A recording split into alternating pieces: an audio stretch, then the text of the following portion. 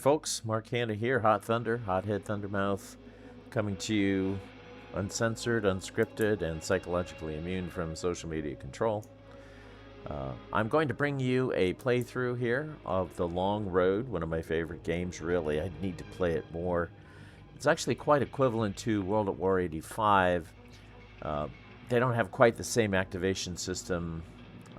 World at War 85 is more of a card activation by formation system. Very exciting also.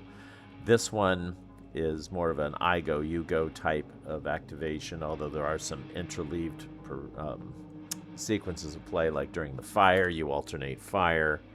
During movement, one side moves, then the other side moves. It's made for ease of play. The line of sight rules aren't as sophisticated in The Long Road. Kind of makes it a little easier to deal with hills, although not as realistic. All these prepared scenarios that they have been using the line of sight rules that are come with the game, so obviously I need to play the scenarios with those line of sight rules for hills. That's really the only place that line of sight is different than any other tactical game in The Long Road. It's not that big of a deal. Slightly a problem, but not that big of a deal. Anyway, yes, we're going to do scenario 3. Let's have a look. Here's a background shot of the scenario. You can see this is actually after the first turn has been played. But there's the map. You've got some Soviet tanks coming in. You can see them coming in. Let's do a little shoot. They're coming in this way. They're coming in this way. The Americans are trying to stop them from getting off the board. But what's really interesting is that eventually you get into this storm that starts here. And as the turns go by, it begins to spiral and spiral to a bigger and bigger storm caused by some kind of witch or something. This is The Long Road, so you have some paranormal stuff. But that's really the only paranormal thing that can happen. I mean, it's possible that some refugees might pop out if you hit the town with artillery or something like that. But I don't think there's any chance of zombies or werewolves or vampires showing up in this. So it's about as conventional as it gets. So it's an exciting scenario, it looks like to me. I haven't actually played through the whole thing. So we'll be doing that. This particular video is the first turn of that. So I hope you enjoy it. Thanks for watching. And like, subscribe, the whole 9 yards. Thank you. See you later. Right, quick video introduction to scenario 3 of The Long Road. Here we've got, as you can see over here, quite a few Soviet troops, even a chopper coming in along here, a bunch of T-80 tanks, some units with songsters up here. These songsters are anti-tank guided missiles fired through the tube of the T-62. They've set out of range of these Abrams tanks over here on this hill. You can just barely see them up here. Right here, those are some Abrams tanks. So they're out of range. The songsters could shoot at them long range, but it's not going to be worthwhile, really. Other than that, you see quite a few troops coming through. We've got some set up here. Let's zoom here. You can see we've got some guys set up here to recon, another recon element here. But the LOSs are pretty blocked, and so it's going to make sense for the Soviets to come zipping through here as much as they can zip. Problem is they only have 7 turns to get through here. So, 1, 2, 3, 4. There's not a lot of time for fighting if they go through complete forested areas like this. So they will have to probably use some roads. So anyway, part of the deal for the Allies here, the America, after looking at the setup, they get to reposition one guy. You're going to take this guy over here, move it down here. Okay, so that we have a little bit more coverage of that front line area, but that's going to be pretty overwhelmed if we're not careful.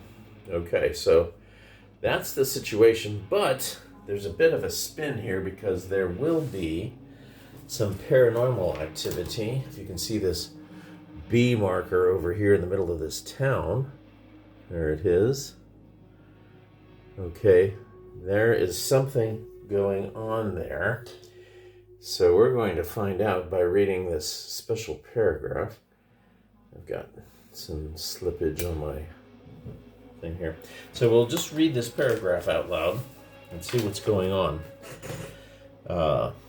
Paragraph 1, we do this right before the start of the turns.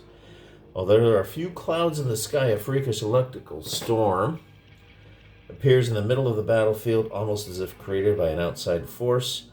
Replace LOS A. Okay, well, LOSA or B, just an LOS marker that sets up, which is this one here. With the storm marker, initially the electrical storm affects the hex it is on. After initial placement, travel the storm as described below. As the first action of turn 2 and all subsequent turns, increase the size of the storm by 1 hex. At the beginning of turn 2, 6 surrounding hexes, and so on. Roll to see where the storm travels, matching the hexagon sides, northwest and southwest. So all units within the storm suffer severe jamming and electronic malfunctions. They may not combine fire. Helicopters can't fly through the storm. Missiles may not fire into or out of the storm. Okay, well, apparently the witches decided to start a storm there in the center of the action there. So I guess there's a storm counter in here someplace. This actually doesn't look like it helps the Americans. You get the impression at the beginning of this scenario that the storm is supposed to help out the Americans, but right now it doesn't look like it's going to. So we'll just have to see how that works. I've got to find the storm marker here, but for now I'll just put some kind of paw marker or something to reflect that that's now a storm affecting that hex. All right, so we'll see what happens after this, and we'll start the game. Right, I'm way behind getting a video for the week, so I'm going to try to get a turn in here on this scenario from Mark H. Walker's The Long Road. Scenario 3, and we have this is the first major attack by the Soviets coming in over here. You can see all of those forces coming in. Oh yeah, look at that. Bunch of T-80s coming in. There's a chopper there. Notice how I stole the chopper elevator gizmotron from World War 85. Thanks, boys. So anyway, you're going to have a whole map full of these tanks and other armored vehicles coming in across this area into this forest here. And then what we've determined and learned is that this is a vortex of electrical energy, I think started by the witch who's living in Großmetschendorf, and she wants to put a stop apparently to the attacking Soviets, but in the meantime the storm's starting over here, and I think it has a chance to drift more in this direction and grows turn by turn. So the Soviets really need to get a move on. Now, you'll see that way over here I put these songsters on a hill. There's, as I mentioned to you before, there they are. These are T-62s with long-range wire-guided missiles, and they've set up out of range of these Abrams way over here. In fact, it's really hard to see the scope of that, how the distance of that is. It's off of the screen. But basically, I zoom here. Yeah, you should be able to see it. Okay. All the way from here to here. So what I've done is I had a free move as the Americans before the attack starts. I moved a guy from the top of the hill here to down here so that the long-range songsters, if they even try to take out this tank, it's sitting in this city, Oberhausen. So they really don't have a good shot. It's a 1 out of 10 chance to hit. And then they could lose their missile ammo. So it's really not worth it. So also realizing that, of course, this paragraph 1, this top secret paragraph, was not allowed to be read until setup, we now understand that this storm is brewing over here. And with this storm comes the conditions that units in the storm can't combine fire.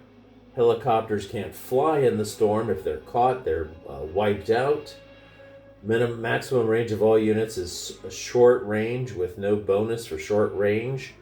And missiles can't be fired into or out of the storm. So those are the songsters. But the Americans also have some missile-guided units over here. These what are they? M950s, something like that. What does it say? M901s. Okay, basically something that has a pop-up missile tube that sticks up here.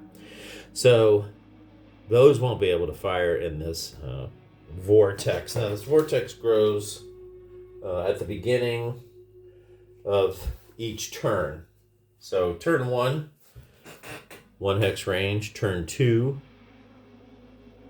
0 range. Turn 2, 1 hex, 3, 4, and it's drifting around. So it's pretty hard to predict where it's going to show up, but I think that we can all see that these American units need to get out of that area. In alarm, I would suppose they're all looking at each other and saying, what the hell is that? Okay, but we do know some of the parameters of it, so that's what's going to happen. All right, so we start off with 1 action card each. First action card here is for the Americans. It's a lucky day card, so they can re-roll defensive dice. They'll probably hold on to that for a while. This one, for the Soviets, is a For the Motherland card, and it raises the morale of all of the Soviet unions for a turn. So that's something to be used in the main huzzah charge. Okay, so what we'll do is we'll try to make a move on this. So we determine the initiative. The Soviets have the initiative on turn 1. Second step is to draw action cards. That's not done until turn 2. We already have our starting action cards. Rally phase. Nobody needs to rally. Fire phase. So in this game, fire is alternated, and it's going to be starting with the Soviets. The Soviets are not going to fire their songsters over here. They're going to move them forward. This is just not a good firing position for them. Way back on this hill. In fact, with the speed that they've got, speed 5, I don't even know if they can get off the map. I suppose they can. 1, 2, 3, 4, 5. 1, 2, 3. 1, 2, 3, 4, 5. 1, 2, 3, 4, 5. Yeah, they can get off, but they need to start hauling ash right now. So all the Soviets are moving, so they declare no fire. They do have the chopper here. Let's take a look at the chopper. The chopper's set up in flying. Is he in flying mode? Yeah, he's in flying mode. He can move 12 hexes on the map. This is hovering mode, and then he's able to start using his bevy of anti-tank guided missiles.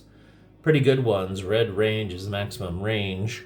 But they're not going to start off by shooting those. I suppose they could. I don't know. I guess they decided not to. At a range of 14. Sorry, 14 range is 10. Sorry, 16. Let's take a look. I decided I didn't set them up that way. So 1, 2, 3, 4, 5, 6, 10, 11, 12, 13, 14, 15, 16, 17, 18. So they're out of range now. They could, because they're at height 3, and in this game, Mark's game, the line of sights, the blind hexes are only 1 in this game. They would have line of sight to these guys. This is a recon group, a recon platoon, and they have an attack, an HE attack range amount of 8, but it's only range green, and a green range is only like 3 hexes, so they're not close enough. So they're going to get closer. Anti-aircraft fire is limited to short range only for each modality. So even these tanks only have a range of 4, and I think there's no long range fire. Let me double check that. I need to look at the anti-aircraft fire versus choppers. 1 second. Okay, so chopper fire is pretty difficult. They can shoot at flying choppers at short range, which is, for green units, is only 1 hex. I don't think you can shoot missiles at them. Unless they are... no, they're only gunnery shots from HE type of target type. I think you can shoot at landed helicopters with missiles. But the fact of the matter is, when they're hovering, you can shoot at them from normal range, but for green units, that's only 3 hexes. For red units, that's 8 hexes. That's these tanks. But as you can see, it's not even red because it's orange, so that's 5 hexes. So it's pretty hard to get in at those, to shoot at those things. I don't know if this game actually has anti-aircraft, dedicated anti-aircraft weapons. I haven't seen that. They might have them, but it's not in they're not in this scenario. So he's safe right there. We just have to decide where he's going to fly. All right, so at this point, the Soviets have decided not to fire anything. These guys are all out of range. This is just too far away for them to see anything. I suppose... yeah, this hill is at height 2. So technically, from an LS standpoint, this guy might have an LOS to these guys over here. That's a range of 1, 2, 3, 4, 5, 6, 7, 10, 11, 12, 13, 14, 15 hexes. Now 15 hexes at...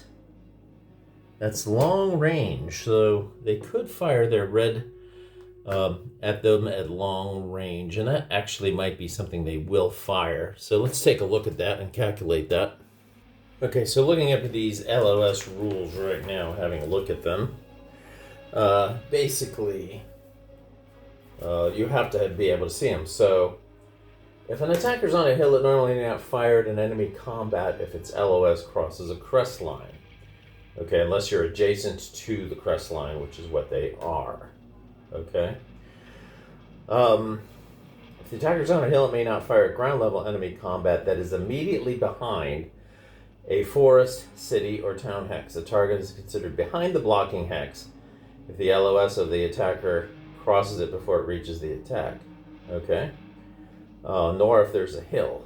So, the fact of the matter is, in this game, LOS is quite simplified. I'm not sure why Mark Walker decided to do that.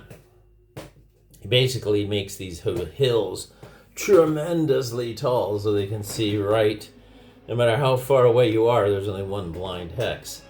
And I'm going to have to play it that way because I think if I didn't, this would be potentially an unfair situation.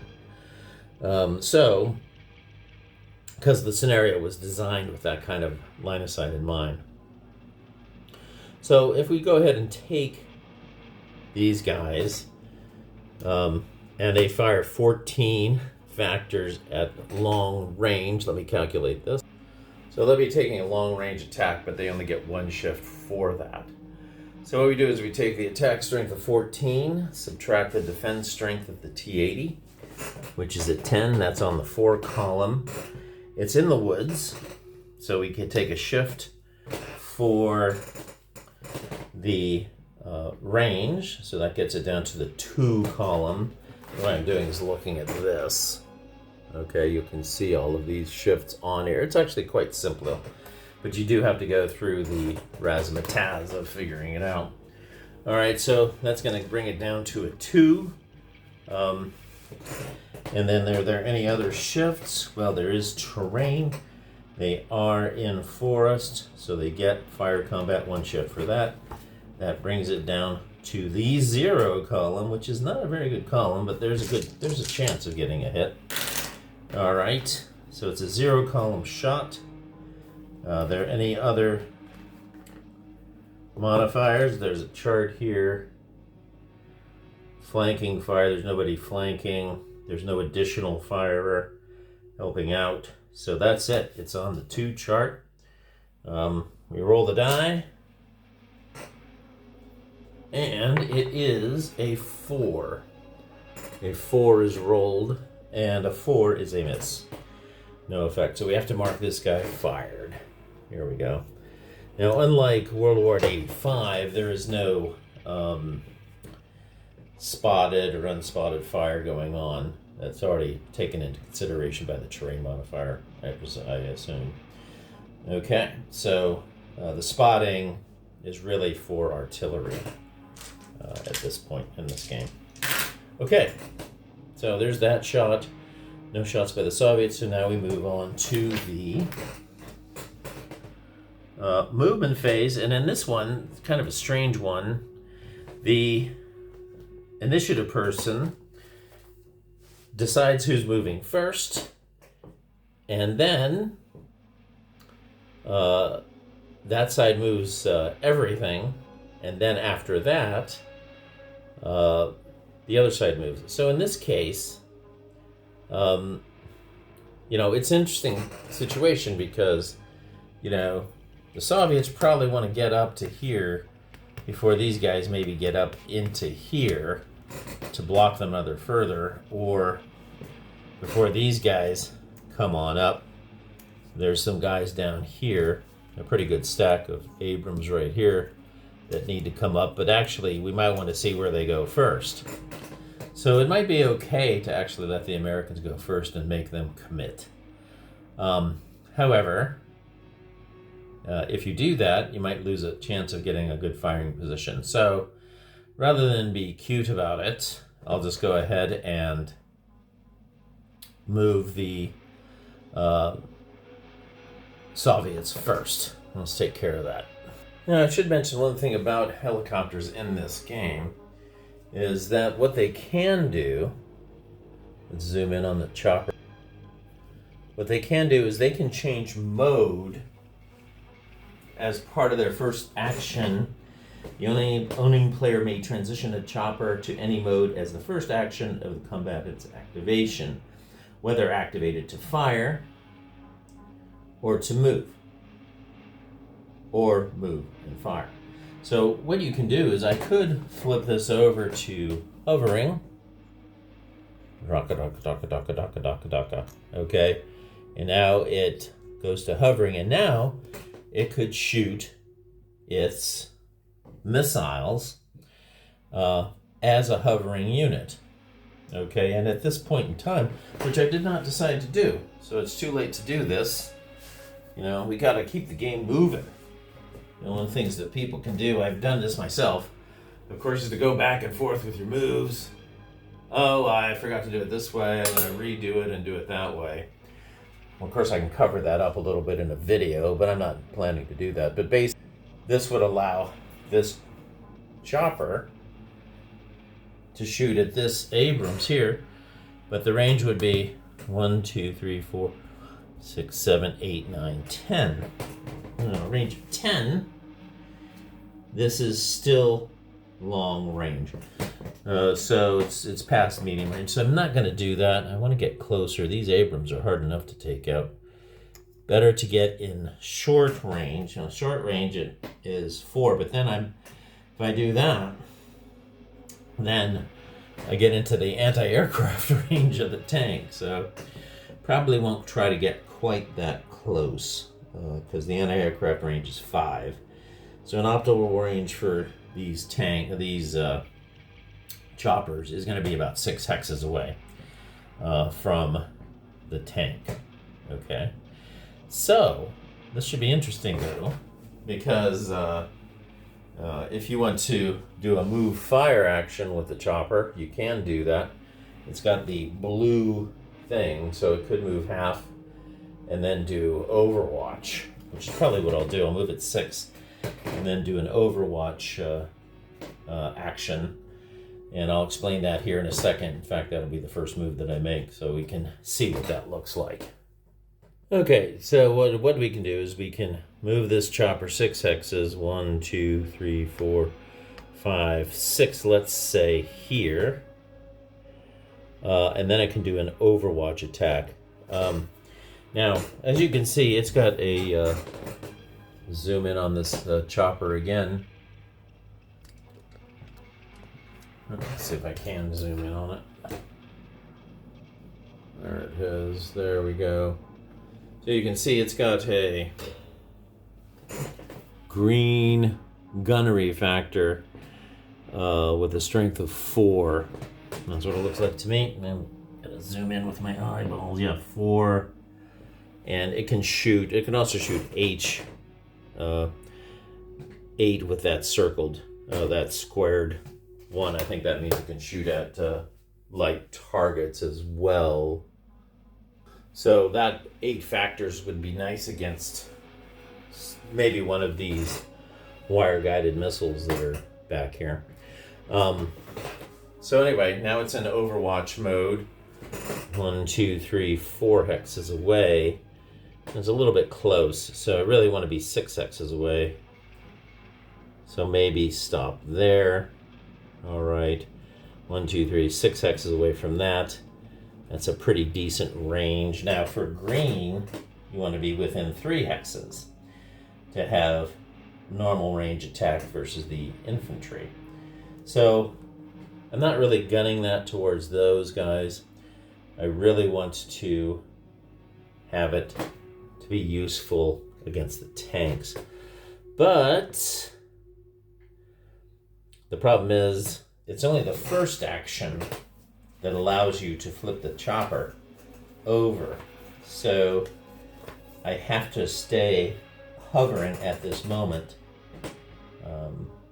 I don't think I can change at any time at this point. So the Onion player may transition to helicopter as the first action of an activation. Okay? So that's basically it's kind of tricky to figure out how to use these things the best way. This is my first scenario with the chopper. I'm gonna play it a little bit cool here. I'm in 6 hexes away from that thing. That'd be a pretty decent attack if I pop up and take it out with a missile. So Abrams are tough. They're tough to take on. So this would just basically be another fire point. And I don't want to lose that hind too early. So I'll move it to there. And I will mark it with an Overwatch marker. I'm going to find one of those here. Let me stop the tape and find. Okay, so now we have the chopper marked Overwatch, which means anything that comes within range of it can be attacked. Probably anything coming within range would have to be within range of 6 of it. I don't think I'm going to risk it with that recon unit to come that close. So that's it for his movement. So he's marked Overwatch, which means he's moved. Okay, if he does fire, he'll be marked as a fired unit. All right, let's move the rest of them and see if there's any op fire. I'll stop it if there is any. Okay, so we've got an interesting case here with Morozov. Morozov is a tank commander, and he's got a special recon ability which lets him see through hexa blocking terrain. So what I'm going to do is he's going to move down here.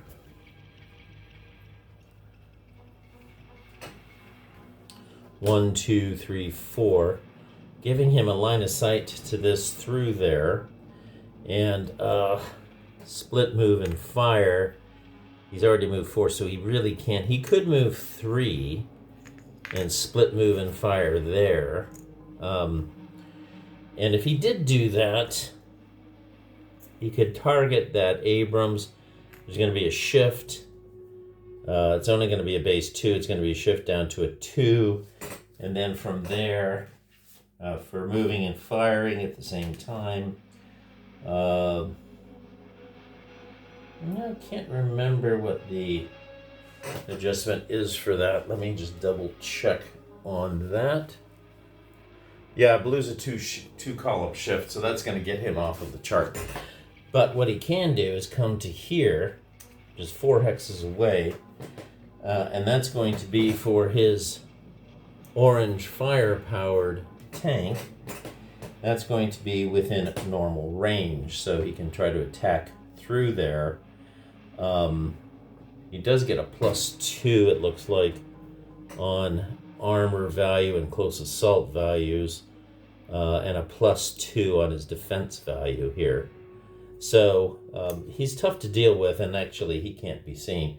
The other thing is he does have an LOS over to this recon unit using his HE firepower, which is actually pretty good at 10. These are good against infantry. They're not so great against the Abrams. I'm telling you, you got to really gang up on these Abrams and take some flanking shots with them. And I'm not so sure I'm quite ready to get in range of that action. I think I'll approach and then try to bully them later after that. Get into close range, which is 2 hexes, and get a shift on them and try to overwhelm them. So that's kind of what's going on. So let's continue to move. This guy's gets a move marker. Sometimes it's really hard to figure out the right way to handle this with these Soviet tanks versus these Abrams. So we'll just have to see. The other thing is, I can get some artillery cards too. The Soviets tend to get a lot of specialty artillery cards in this deck. Artillery barrages, and then they get put back in the deck by SSR. So the Soviets should get a lot of artillery, and those can be used also to disrupt the armor and the infantry, and then follow up with an attack on in. All right.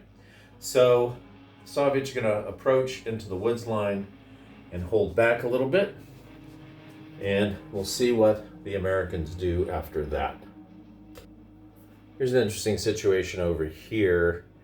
I've moved these tanks here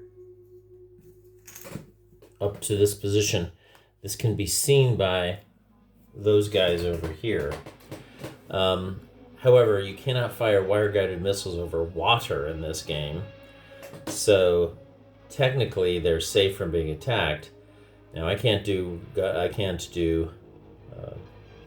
run and gun with those guys. They don't have enough movement points, but they can get there to shoot next turn. So it's definitely a threat to the Americans over there.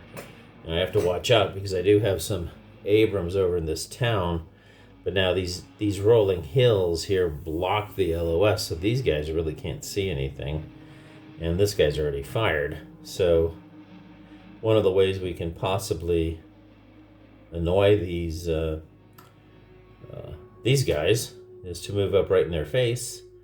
So then let's do that. So that's what we're going to do. So we're going to try to be a little bit overly brave here. I'm going to take this tank. Do 1, 2, 3. and do fire and move, gun and run here. Well, actually, he's just doing move and fire. And he's going to do that attack right there. Those guys in the open, they've already moved. They can't fire back. This is on Overwatch, but with green, attack of 4 for armor. It's not going to do anything against an Abrams. You can do a -4. Let's see, 4. And a range, yeah, but he's on Overwatch, so it's going to be a shift. The Abrams is actually out of line of sight of that. All right, so we can do this gun and run shot. Let's see what the odds are going to be. Let me calculate. These T-80s are pretty tough. They got good defense. And if they do it versus him, he's got armor of 10, not just 8. So 4. So he starts out, he's going to shoot it at that particular guy because he's a dangerous leader. So it's going to be a 14 to 8 to 10. And it's going to be on the 4 table. And the United States rolls on the 4 table and it's a 1. Nice shooting, boys. So a 1 on the 4 table is a 4 hit situation. All right, so for those hits, we need to roll some saving throws. The morale of a Soviet unit is 3. And I rolled 1, 2, 3 saves. So that was pretty good. I rolled a 1, 2, and a 0. So Morozov is only disrupted. That was quite fortunate for him. Okay, because he might have a chance to rally out of there. Okay, so that's that one. These guys are also going to move forward up here and shoot. That's this guy right here. He's going to go 1, 2, 3. And then he could shoot across the rolling hills with firepower on these guys for sure. And he's got 14 versus 8, which is a base 6. These guys then, I don't think there's a shift for the rolling hills. Rolling fire combat close assault. Yes, they are blocking. Okay. It doesn't have, unlike the other games, it's not like a hindrance or something. So, okay, this is a red unit, a yellow shooting unit, so it's a set. It's got 1 shift, and they're in woods, so that's going to be 2 shifts. And they're at range 1, 2, 3, 4, 5. 5 is normal range. Okay, so it's going to be 2 shifts, only 1 shot from him. So it's 2 shifts.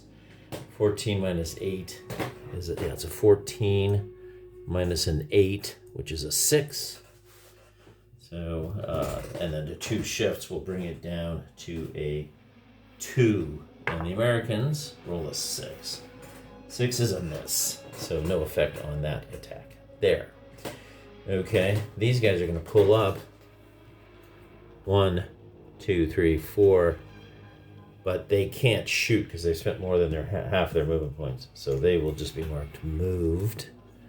This guy will stay there. And this guy, he's good up there, I think. I could bring him up to the edge. You can only shoot at stuff at hills, but I'm probably going to have at least one guy I want to be shooting off of the hills. So they fire, they've moved. They're not moving, so that's the American turn. That's it. Very exciting. Well, exciting as it gets for the first turn. So, close assault phase, there's none. Housekeeping phase, see 2.7. So, in the housekeeping phase, we just take markers off and stuff like that. Let's see what we need to do. Right, so we remove all fired, moved, blast, overwatch, run and gun, ECM. Any smoke, we don't have any smoke. refugees none, and consolidate zombies. We don't have zombies in this game. So that's it. Let me remove all these markers. Now it's the aid and focus phase. Now this is quite critical because we're going to probably want a couple of things here. Soviets place theirs first. They're going to put a reroll aid on top of, I think you just put it in the hex. That way that'll have a chance to rally. And then I also have this focus, which gives me a reroll. And I think I definitely want the advantage. So I'm putting the reroll. Let's move this up here. This is the turn chart. Okay. And you can see there's an initiative thing here, and you can use this focus marker to re-roll if you don't like the roll that you got for initiative, because the Soviets would like to have the initiative, but if they roll a tie, then the Americans will get the initiative for turn 2. Okay, so yeah, now the only thing that I'm concerned about is the Americans left a tank up here sort of within range of the storm. Maybe they shouldn't have done that, but they fired that off. So there we go. That's the current situation. For their aid and focus markers. Now the Americans get some too, and I think they want to try to get that initiative. They'll put it in there. And for aid and focus, who might need it later, this guy's sort of in the middle of the battle. He's got a luck marker. You want to keep him in the battle for a variety of reasons. We also have this card that I get to, with Lucky Day, re-roll some defensive dice. So that's the American aid and focus markers emplaced. And advance the turn marker, and that's your first turn. So there we go. First turn of an exciting battle. I'm getting enthused about this. It takes you a while to get started on something, and then once you do, you want to jam it in. So there we go. Turn 1, the long road. Scenario 3. This is scenario 3 called Ambush. I think he's got a couple of them named Ambush, so I think maybe he could do a better job naming some of these scenarios there, Mark. But love the game. There we go. That's it. I'll get this loaded up. Thanks for watching.